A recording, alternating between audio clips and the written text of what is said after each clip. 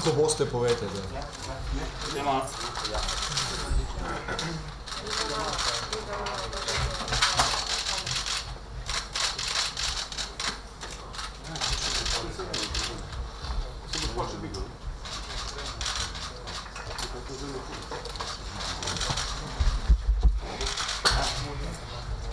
Ste vsi pripravljeni?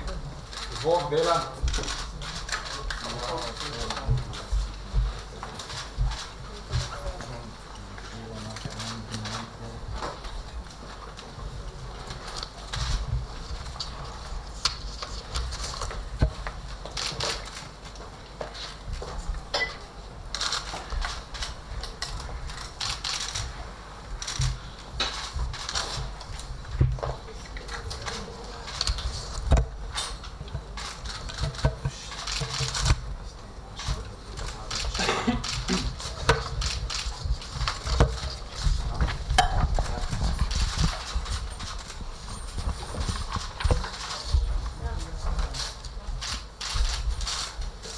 Lep pozdrav vsem skupaj, hvala za udeležbo na današnjem srečanju.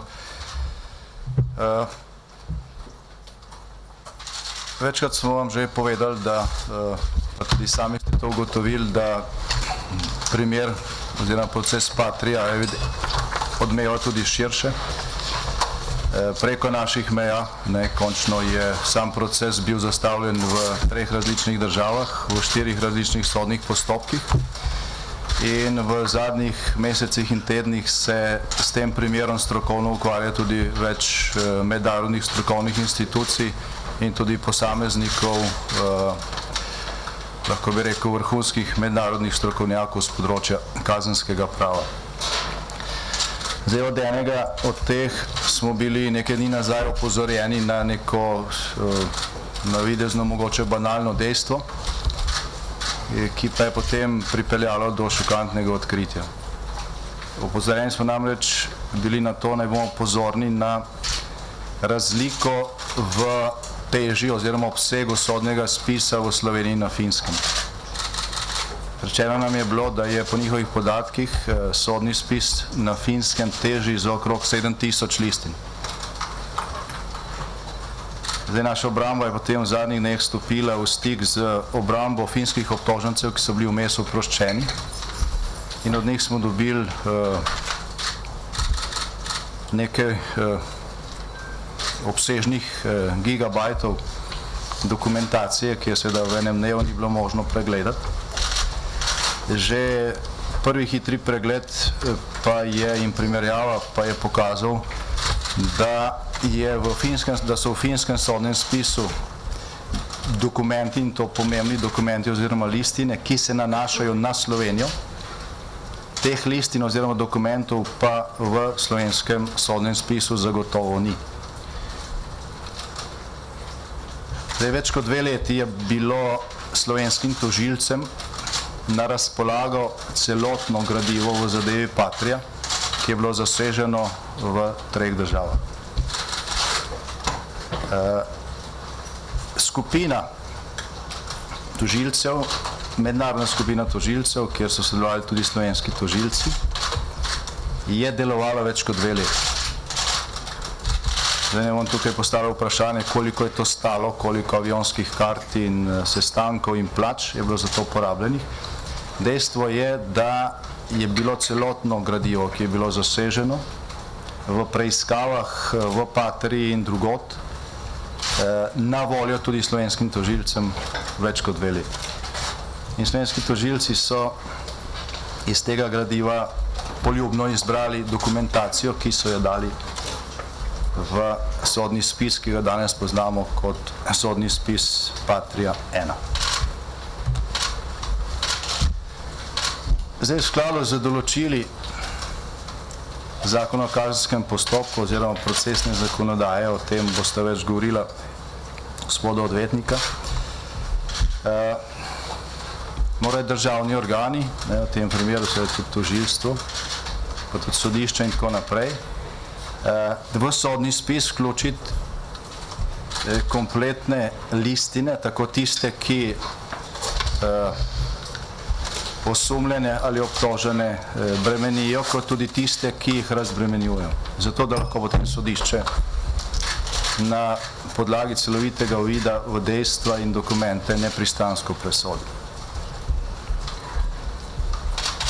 Se pravi, državnim organom ni dovoljeno iz dokumentacije, še posebej, če je ta na dosego in na voljo samo njim, poljubno izbirati samo tisto, kar mislijo, da je dobro za utemeljitev njihove obtožbe. To je potem zanikanje pravice do enakih orožij, tožilstva in obrambe, in v tem primeru, o katerem bomo danes govorimo ravno za to. Pravzaprav gre za termin, ki je tudi uveljavljen v mednarodno-pravni kazenski stroki in se mu reče, s takšnim početju reče evidence fishing. Pravi, poljubno izbereš tisto, kar ti koristi, in je to seveda strogo prepovedano. Kot že rečeno, obsežne dokumentacije v enem dnevu ni bilo možno preveriti, je pa že na prvi pogled padlo v nekaj dokumentov. Eden od teh je tukaj pred vami. Gre za dopis, ki so si ga vodilni iz Patrije prepošiljali 19.9.2005, se pravi 3 tedne po zloglasnem avgustu 2005, ko naj bi jaz neznanega dne na neznanem kraju dobil neko obljubo neznane nagrade. Samo iz tega dopisa je razvidno dvoje. Prvič, da so bili vodilni v Patriji natančno seznanjeni z dejansko vlogo Toneta Krkoviča. In da ta seveda ni bila takšna, kot se je potem zapisalo v obtožnem predlogu in v sodbi. Prav tako je iz tega dopisa jasno razvidno, da eden od lastnikov podjetja Patria, to je EADS, Evropska agencija za božitev in obrambo, pravzaprav forsira neko drugo podjetje, ne pa Rotisa, ki naj bi bil po trditvah tožilstva in tudi ugotovitvah 2 stopenj sodišča izbran že prej in naj bi je zaradi tega dobil tudi obljubo neke neznane nagrade.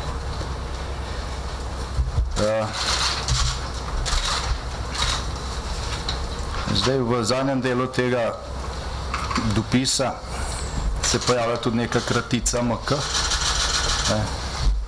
Zdaj, če bi jaz filmski režiser, bi iz tega naredil resnico o Patriji, ker veste, komu bi to kratico pripisal.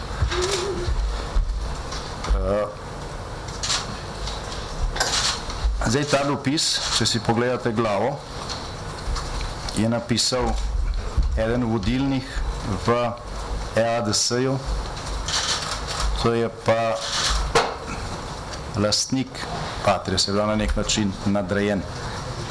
In je ta beseda, oziroma to, kar piše v tem mailu, po hierarhiji pomembnejše od tega, kar recimo so pisali vodilni iz Patrije, ker so bili pač njegovi uslužbenci. Zdaj, naslednji tak dopis, ki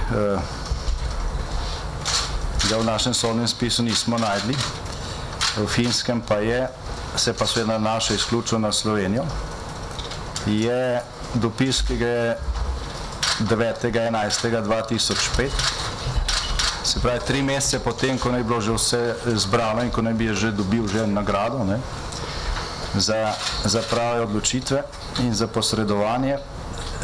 Ta dopis je gospod Sekuta poslal vodilnim v Patriji. Sicer angleščina ni ravno izborna, ne? Se pa vendarle iz tega da jasno razbrati, da bitka za to, kdo bo zastopnik in kako se pripraviti na sam razpis, še vedno poteka. In takšnih dokumentov, ki so v finskem sodnem spisu, pri nas pa jih nismo najdli, je še cela vrsta. In se dokazujejo, nekaj podobnih dokumentov sicer je v našem sodnem spisu, na njih smo se sklicevali, vendar je sodišče to zavrglo, zavrnilo, kot da je to nepomembna zadeva, neke malenkosti.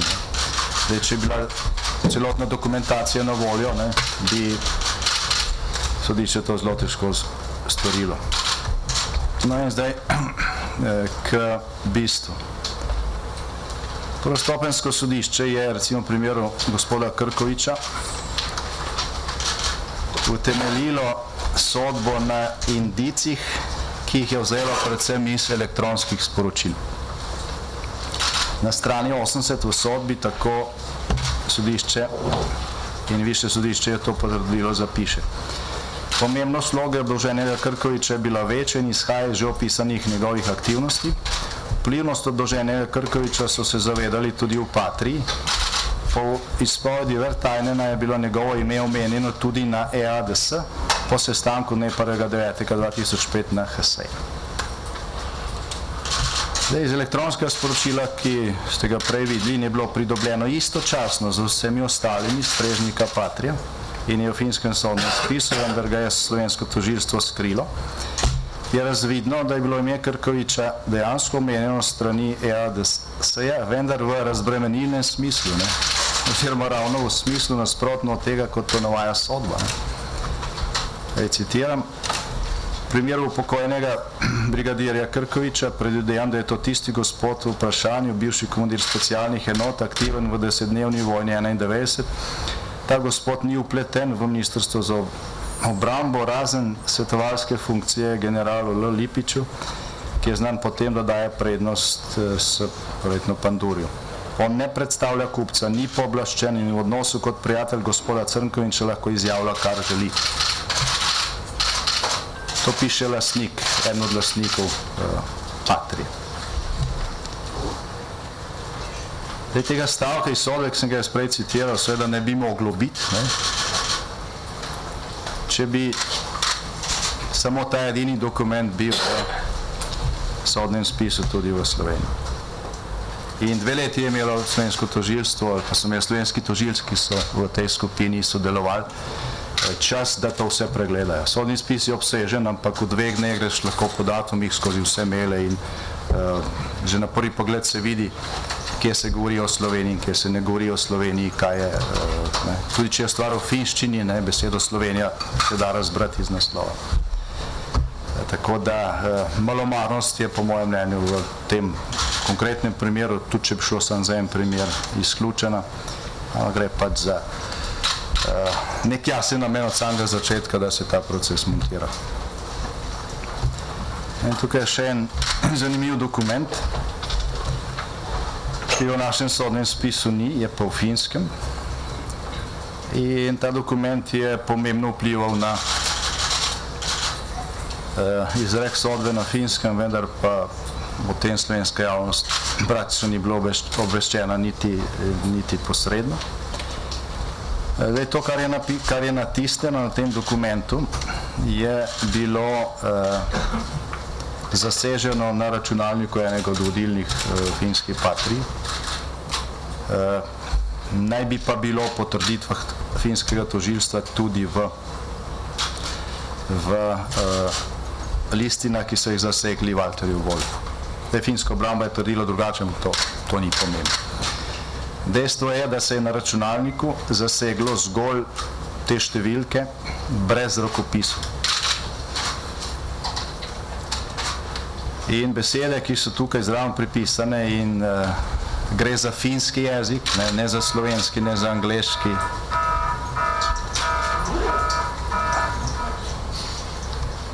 ne za angleški ali nemški. Te besede v rokopisu, mislim na tisto spodaj, pod VV, je nekdo dopisal. Tožilstvo na Finskem je trdilo, da se je to zapisalo nekomu iz Patrije, oziroma pri tem, kjer je bilo to zaseženo. Zdaj, neodvisna sodna ekspertiza je pokazala, da ta rokopis ne pripada nikomur od Patrije. In zdaj glavni dokaz na finskem sodišču je s tem padel. Finska obramba je pa potem primerjala ta rokopis z rokopisi finskih kriminalistov, ki so sodelovali v preiskavi, to je ta seznam, in ugotovila, da je to rokopis enega od njih. S tem, da se sodišče kasneje formalno s tem ni ukvarjalo, niti ni določilo nadaljne preiskave, ker je sodba že prej padla. Zdaj, kljub temu, da v Sloveniji tega dokumenta ni v sodnem spisu, bi pa seveda moral biti, ker če bi bil to originalni dokument, bi to potrjevalo, ali pa bil to še en indic za to sodbo, za tožilstvo. Vendar, očitno, takrat, ko so se dokumenti delili na tožilstva in ko se je to kopiralo in ko je ta skupna skupina tožilcev zadeve ugotavljala, ta dokument se v takšni obliki ni obstajal. Skratka, se je nekdo trudil, da je stvar tudi na Finskem, na sodišče izgleda drugače, kot pa je bilo ugotovljeno z samimi preiskavami in z listinsko dokumentacijo. Zdaj, kot rečeno, elektronskih sporočil, kot je tole od Jureta Cekute, in ki dokazujejo, da je proces izbora tako posrednika pri javnem razpisu za nakup 8 kolesnikov, kot tudi ponudnika oziroma kupca, ponudnika za kupca, da je ta postopek trajal še pol leta po tistem, ko naj bi jaz že se odločil in dobil neko neugotovljeno obljubo oziroma obljubo neugotovljene nagrade. Pač tisti, ki je to evidenco čisto oziroma tega ni dal slovenski sodni spis, je seveda natančno vedel, kaj to pomeni tudi za tako imenovano indično sklepo. Toliko z moje strani, zdaj predam besedo še kolegoma, bi rekel to, da zdaj obramba se cel postopek niti ni ukvarjala s tem, kaj je v drugih sodnih spisih, iz preprostega razloga, ker smo bili trdno prepričani, da takšen obtožni predlog nikoli ne more dobiti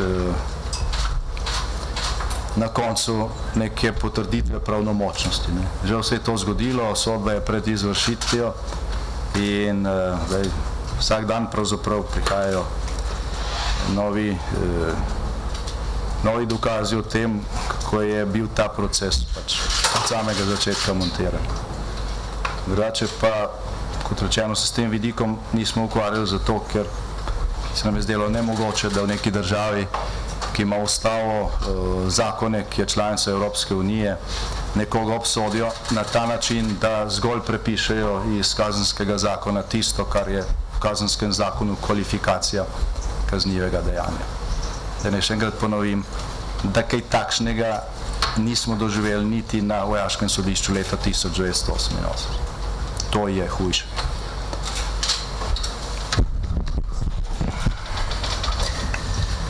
No, kot je gospod Janša že povedal, bistvo tega sporočila, ki se danes ven prenaša, je mogoče strniti v zelo kratek stavek. Ves čas tega postopka nismo imeli možnosti poštenega sojenja. Pravica do obrambe in do poštenega sojenja nam je bila ves ta čas kršena in danes se tudi s temi dokumenti in za preverjanjem na Finskem ugotavlja, da tudi na ta način, da so se pač dokazi selektivno vlagali v spise za potrebe posameznih postopkov. No, gospod Janša je pač povedal, da se to, kar se dogaja v tej zadevi Patria, to je, da se je mogoče izreči obsodilno sodbo in jo tudi po instanci potrditi, brez da bi bil konkretno opisan ravnanje oziroma da bi bil opisan konkreten očitek, kaj naj bi gospod Janez Janša storil, kar že ves čas postopka tudi ponavljamo in poudarjamo, tudi zdaj do Ustavnega sodišča, se ni dogajalo niti pred vojaškim sodiščem. No, dogajalo pa se je, na kar sem upozoril že v začetku tega sojenja, leto 1948 pred vojaškim sodiščem v Mariboru, ker je bil pač obdolženec obsojen, ker je na neznanem kraju, na neznan način pač storil neko dejanje in leta 2012 je bila sodba Vrhovnega sodišča, s katero ste bili vsi že seznanjeni, ki je pač to krivično sodbo razveljavila in že takrat je bilo jasno zapisano, da seveda, če dejanje v obtožnem predlogu ni konkretizirano, seveda ne more biti kaznivo dejanje in to se danes skozi seveda sklep Ustavnega sodišča deloma tudi potrjuje in seveda pa z ločenimi mnenji jasno zapiše. Glede teh dokumentov, ki so se zdaj naknadno pojavili in kot je gospod Janša povedal, jih bo še več, je potrebno, se pravi, predvsem razumeti dejstvo, da ne glede na to, da nikakršnih dokazov ni bilo v tem postopku, ki bi kakorkoli obremenjevali gospoda Janšu, ker tega ni bilo in tudi ne more tak dokaz obstajati, je pa dejstvo, da še tisti dokazi, ki pa so pokazali seveda v zadevo v drugačni luči, kot jo je zatrjevalo tožilstvo, torej tožilstvo je ves čas zatrjevalo, da naj bi se nekje avgusta 2005 na neznanem kraju, v neznanem času in tako naprej sprijela neka obljube nagrade za to, da bi se pač predlagal lokalni zastopnik za finsko Patrijo, ki naj bi bil pozneje izbran na tem javnem razpisu in da je bil ključen moment, prav to se v sodbi ves čas poudarja in tudi v javnosti je bilo poudarjeno, ključen moment prav sestanek 1.9.2005, ki se je dogajal na HSE-ju, kjer naj bi se tudi bilo nekako dogovorjeno oziroma predlagano, kdo bo ta lokalni zastopnik. Seveda ta trditev je bila mogoča, pa še ta ne zdrži nobene presoje, je bila mogoča samo v primeru, da v spisu niso dokumenti, ki jih je gospod Janša pokazal. Torej, da še zdaleč, da bi družba Rotis bila kakorkoli favorizirana ali kakorkoli predlagana ali kakorkoli izbrana 1.9.2005 in kakorkoli, da bi na kakršenkoli način Tone Krkovič pri tem pomagal ali svetoval ali kdorkoli drugi, ampak je dejstvo, da so ta pogajanja, kdo bo lokalni zastopnik, trajala še pol leta in še več. No in seveda dolžnost tožilstva je, da po resnici zapiše vsa dejstva, ki tako obdolženega obremenjujejo, kot tudi razbremenjujejo. In si nihče ne sme dovoliti, da se gre tako imenovani fishing evidence, torej da selekcionira dokaze in izloči tiste, ki bi morebiti razbremenjevale tiste, ki so v tem postopku bili obdolženi. Zakaj se je to zgodilo? Boste seveda vprašali tiste, ki so imeli ves čas več kot 2 leti, kot je gospod Janša povedal, v tej skupini imenovani JIT, dostop do vse dokumentacije in so očitno iz zdaj znanih ugotovitev en del predložili v spisu Patria 2, tako imenovan Jure Cekuta in Zupan, en del očitno v Patri 1 in en del, seveda tisti glavni del pa pustili logično na Finskem, kjer so tudi do teh dokumentov prišli.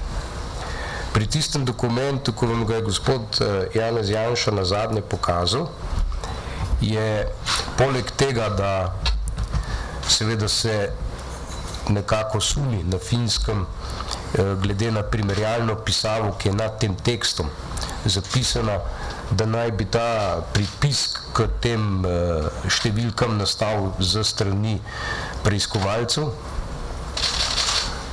je najbolj pomembno to, da je bil ta dokument pozneje uporabljen, nihče pa seveda ni povedal, da je dopisal na ta dokument tekst.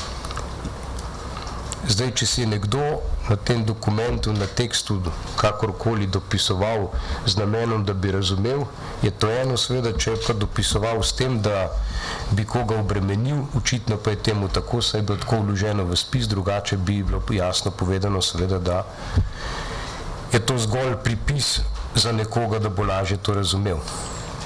No in seveda ni naključje, da je v oklepaju pripisano SDS PM Janza. O tem se je tudi dosti govorilo. In to kaže resnično na neko odzadje, da je imel nekdo resničen namen, da nekoga pač obdolži s tem, da pač sam na tem dokumentu nekaj doda.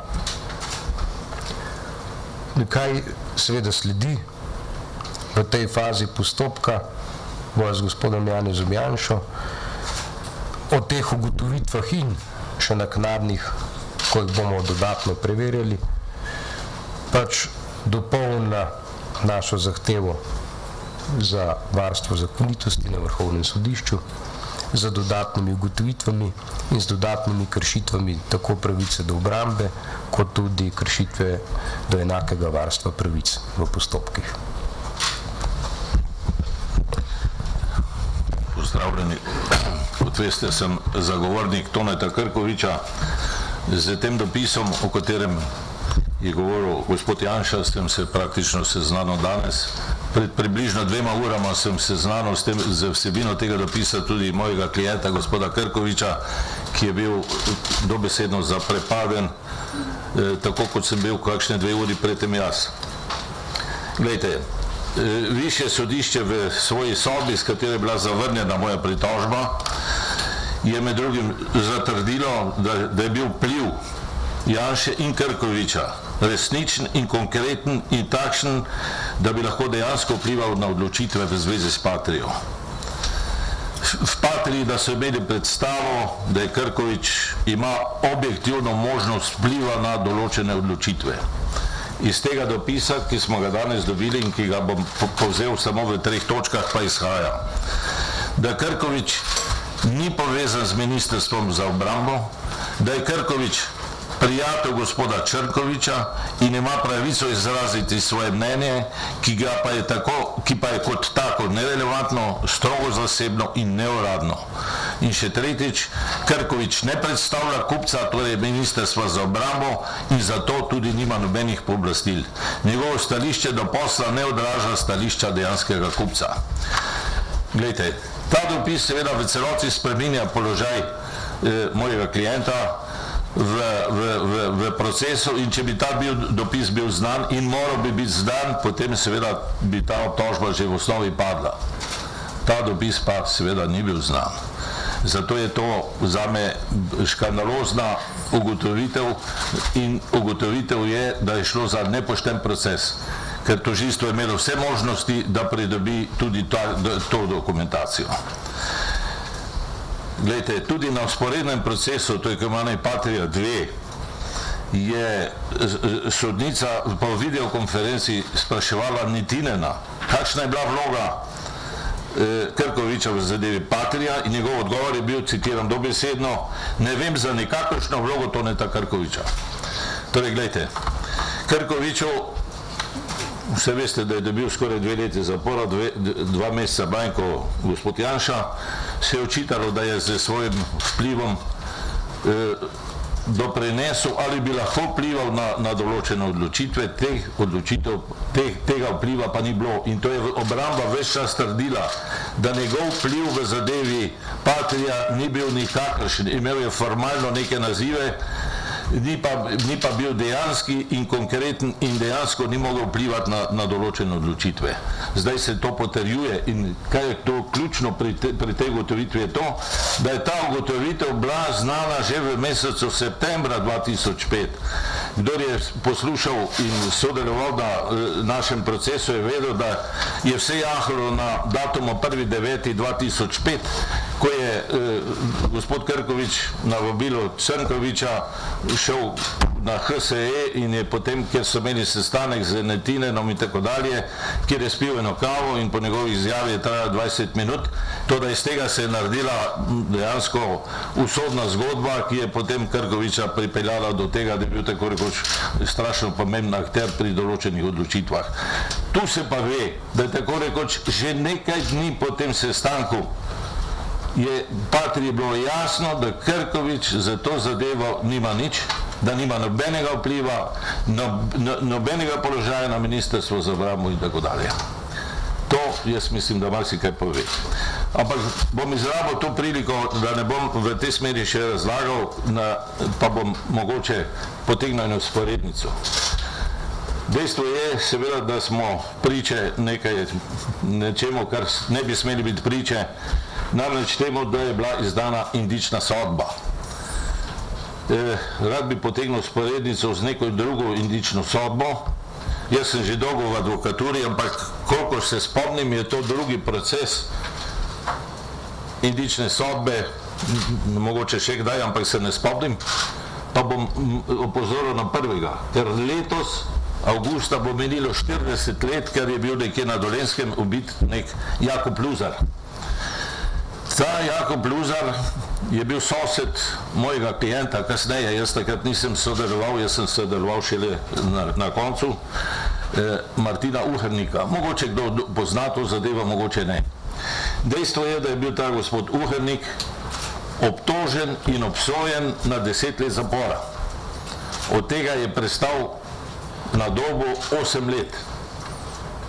Polnih 8 let je odsedel, to je sicer 4-krat več, kot bi naj moj klient Krkovič, ampak tako kot je isto nezaslišano preveč, je tudi 22 mesecev, ki naj bi jih odsedel Krkovič in 2 meseca več tudi Janša, absolutno in nezaslišano preveč. Če človek en dan presedi v zaporu po krivici, je to absolutno preveč in je to nedopustno. V zadevi Uhernik ni bilo nobenih dokazov, to lahko mirno trdim, nobenih dokazov in je bil obsojen na 10 let zapora. Če pravim, da ni bilo nobenih dokazov, potem hočem reči, da jih je bilo še zmeraj nekaj več, kot jih je bilo v zadevi Patria. Tukaj je praznina glede dokazov še hujša in še globlja in še bolj sramotna za naše pravosodje. Ne vem, če veste, zadeva Uhernik je trajala 32 let, da je bil potem leta 2006 je tožilstvo v Novem mestu umaknilo obtožbo zoper Uhernika. Potem, ko je izgubil familijo, ko mu je žena umrla in ko je 8 let odsedel. Po 32 letih so umaknili obtožbo. Samo opozarjam na to, da tu gre za indično sodbo z hudimi posledicami za prizadete, pa jaz trdim tudi širše. Kar sem že enkrat povedal, ponavljam še enkrat za zaključek, takšno sodbo, takšno ravnanje bo plačala cela država, bomo vsi to plačali. To je nedostojno. V Evropi v letu 2014 s takšnimi sodbami ne bomo prišli nikamor. Hvala lepa. Hvala. Sprejeli bi še 2 ali 3 vprašanja. Prosim. Sabina Zonta, STA, za gospoda Matoza. Najprej, na prvi stopni ste izločili filmske dokaze in v tem primeru verjamete. Obenem pa me zanima tudi, glede na to, da je gospod Janša dejal, da vi v v filmskih dokazov v bistvu niste gledali, glede na to, da ste menili, da sodba ne bo padla, ali da menite, da ste opravili svoje delo korektno, če ste sam menili, da ne bo treba tega pogledati? Zdaj, preden bo gospod Matos odgovoril, jaz sem izrazil obžalovanje, da niste razumeli nič od tega, kar je bilo tukaj povedano. Ne gre za to, kakšni so ti dokazi, gre za to, da tožilstvo, ki je 2 leti imelo na razpolago celotno dokumentacijo, ni imelo pravice, da izbira, da ribari med temi dokumenti. Tožilstvo je moralo v sodni spis vložiti vso dokumentacijo bremenilno in razbremenilno. Ne gre zdaj za to, jim verjamemo ali jim ne verjamemo. Tu ne gre za to, ali je bilo to pridobljeno zakonito ali nezakonito. Mi mislimo, da marsikaj ni bilo, ampak sodišče je bilo drugega mnenja in je del teh listin vložilo v spis, del pa ne. Gre za to, da se je izbiralo. Jaz to razumem in tožilstvo bomo tudi vprašali, kaj pravijo na to. Mene samo zanima, glede na vaše konstantno nezaupanje v sodstvo, zakaj niste že prej pogledali vsega tega? Stalno govorite, kako sodstvo ne zaupate, ne? Pa bi torej lahko že prej pogledali, kaj imajo tuji organi, katerih mimogrede dokaze ste izločali. Zdaj, če prav razumem in če potegnem analogijo z tem primerom gospoda Uhernika, ki ga je prej navajal gospod Hribernik, je gospod Uhernik kriv, ker se ni dovolj odločno branil in so ga zato po krivem obsodili. Ne, nisem rekel. Ja, približno tako. Odgovor bo vprašanje. Ste vi šli gospodu Ferlincu pogledati v torbo, kaj nosi? Mislim, da ne morem kar tako nekomu. Tudi jaz ne morem po Finski hoditi pa razmišljati o tem, kdo je dokaze skril.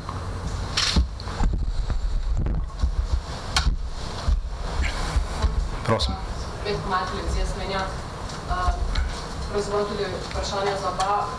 Gospod Janša, ste še pravzaprav odzvali na odločitev Ustavnega sodišča, da pravzaprav o tem menite, se kaže, da tudi odločitev Vrhovnega sodišča v tem času ne bo. In ali vam je torej potem takem žal, da zahteve za varstvo zakonitosti niste vložili že prej? Glejte, mi smo zahtevo za varstvo zakonitosti vložili takoj, ko je bila pripravljena. In rok niti še ni potekel, s tem, da mi nismo nič zamudili. In ta zahteva za varstvo zakonitosti je bila vložena že prejšnji teden, se pravi pravočasno, prej preden je na vrsti izvršitev te sodbe in Vrhovno sodišče lahko naredi karkoli. Tako da mi absolutno tukaj v zvezi s temi roki nismo ničesar zamudili in tudi ničesar ne obžalujemo. Na Ustavno sodišče smo se obrnili zato, ker smo smatrali, da ta primer izpolnjuje tisto klauzulo, ki govori o tem, da lahko Ustavno sodišče v izjemnih primerih, če gre za nepopravljive posledice in če so kršitve ustave očitne, zadrži izvajanje takšne sodbe. Se pravi, smo naredili nekaj, kar je predvideno v postopku in naši sodni poti. In po našem mnenju bolj očitnih posledic kot v tem primeru praktično ne more biti, razen če je šlo za smrtno kazen. In drugič, kršitve so tudi tako očitne, da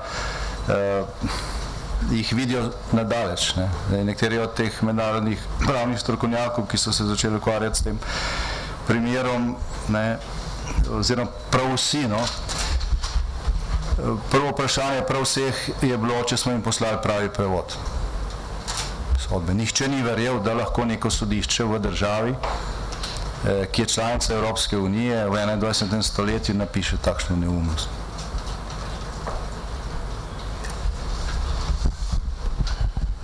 Jaz bi samo na kratko dodal, seveda nič nam ne more biti žal, vse smo naredili v rokih.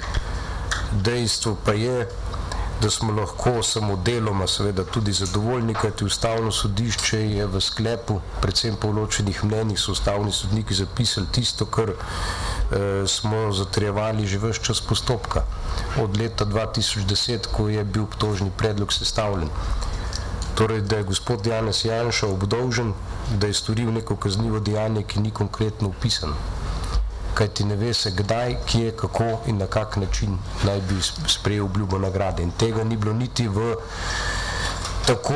ne v tenorju obtožnega predloga, ne v gostobesednih navajenih mailov oziroma čez 100 strani obtožnega predloga. In zato nam seveda ne more biti žal, da je Ustavno sodišče to detektiralo, da žal nam je seveda, pa ne žal, ampak očitno je, da tega nižja sodišča, torej sodišče prve stopnje in druge, kar smo ves čas ponavljali, ni hotelo ali želelo ugotoviti, pa čeprav je to povsem kristalno jasno. Vsakmu, ki to prebere, je kristalno jasno. Zaradi tega se Ustavno sodišče v tej večinski odločbi tudi ni opredelilo do ničesar. Samo formalizira. Ni se opredelilo niti do ene zatrjevane, v pritožbi zatrjevane kršitve z Ustavo garantiranih človekovih pravic, pač iz situacije, da bi moralo odločiti, se pač izvleče z formalizmom. Tako da o vsebinski odločbi seveda Ustavnega sodišča v tem času niti ne moramo govoriti, niti je ne moramo pritrjevati, niti je ne moramo kritizirati. Če ste prebrali odločbo, ta ni nobene vsebine, razen izmotavanja, zakaj ne odločiti. In potiskanje glave v pesek pred očitnostjo. Gospod Janša, zanima me, ali se lahko v petka po vašem še karkoli spremenil in v petek, kakšen scenarij ste pripravili, da ste se odločili, da greste v zapor, imate mogoče kakšne informacije, da se vam bodo pridružili zaporni? No, gledajte, tukaj nisem jaz scenarist, tisti, ki je pisal to sodbo in ki jo tudi hiti izvrševati, je v bistvu scenarist tega dogajanja. Jaz sem bil že v podobni situaciji pred 25 leti, leta 1989, potem, ko so vse instance v Beogradu potrdile, v Ljubljani in Beogradu potrdile sodbo vojaškega sodišča z Roške, in ko je seveda najprej slovenska oblast, takrat slovenska komunistična oblast zatrjevala, da pač sodbe ne bodo izvršili, ker ni bila izrečena v slovenskem jeziku, kar je v nasprotju z Ustavo. Zdaj za nas, ki smo bili obsojeni takrat, to ni bilo glih ravno pomembno, v kakšnem jeziku, ampak seveda z ustavno-pravnega vidika je bilo to pomembno, no, ampak čez pol leta si je oblast, ki je tako sodelovala z vojaškim pravosodjem, premislila in smo dobili pozive na prestajanje kazni.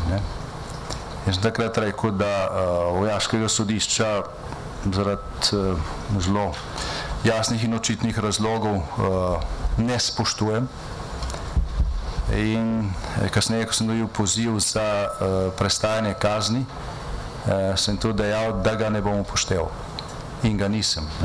In nisem šel na prestajanje kazni, ampak sem potem, ko sem šel na pregled zaradi ranjene roke v bolnišnico, pred polikliniko aretirali in so me odpeljali na Dob, na kar se je zgodila Majniška deklaracija. Zdaj sodišče, ki je izreklo takšno sodbo, kot je to, in tudi sodišče, ki je takšno sodbo potrdilo, ni mogoče spoštovati in jaz ga ne spoštujem. Pa kot sem dejal že, je sodbo potrebno upoštevati zaradi tega, ker spoštujem slovensko državo. In situacija, ki je nastopila danes, je drugačna zaradi tega, ker smo takrat imeli državo, ki jo Slovenci nismo čutili za svojo, tudi jaz jo nisem in jo nisem spoštoval. In zaradi tega sodbe nisem upošteval. Zdaj je razlika, imamo svojo državo, kakršnokoli pač je. Jaz državo spoštujem za razliko od tistih, ki so to sodbo izrekli v imenu ljudstva, ki jo ne spoštujejo, ampak ne pluvajo na tisto, kar se imenuje pravna država ali pa vladavina prava. Zato sem jaz temu pozivu odzval. Jaz nisem najbolj razumela, to pomeni, da potem v petek ne boste šli na Dob? Pač govoril sem slovensko, kaj naj reče. Še kakšno vprašanje? Če ne, hvala lepa.